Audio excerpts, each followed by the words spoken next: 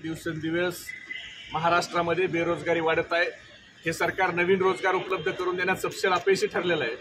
Vedanta, Foxconn, Tata Airbus, Safran, सिंधुदुर्गचा पाणबुडीचा प्रकल्प, हिऱ्याचा व्यापार, फिल्मफेअर अवॉर्ड या सगळ्या गोष्टी गुजरातला गेलेल्या असताना काल देखील 37 IT हिंजवडी IT हबमधल्या कंपन्या ह्या देखील आता परराज्यात जात आहेत।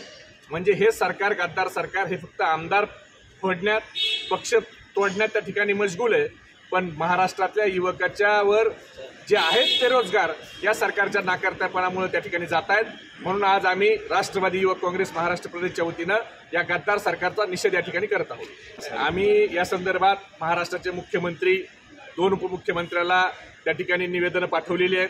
पण या दोन्ही उपमुख्यमंत्री आणि मुख्यमंत्री हे गुजराती वाल्यांच्या समोर एवढे लाचार झालेले आहेत की ते त्याच्यावर काही करू शकत नाहीत। कारण ह्यांच्या डोळ्यासमोर तळेगावचा वेदांता, फॉक्सकॉनचा प्रकल्प गेला, टाटा एअरबसचा गेला, सेफ्रॉनचा गेला, हे तिन्ही नेत्यांच्या जिल्ह्यातली प्रकल्प गेली।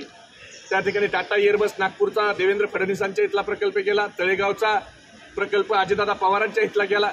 तरी हे लोक त्या ठिकाणी काही बोलू शकत नाही। म्हणून ह्यांच्याकडनं आता आम्हाला काही अपेक्षा नाही।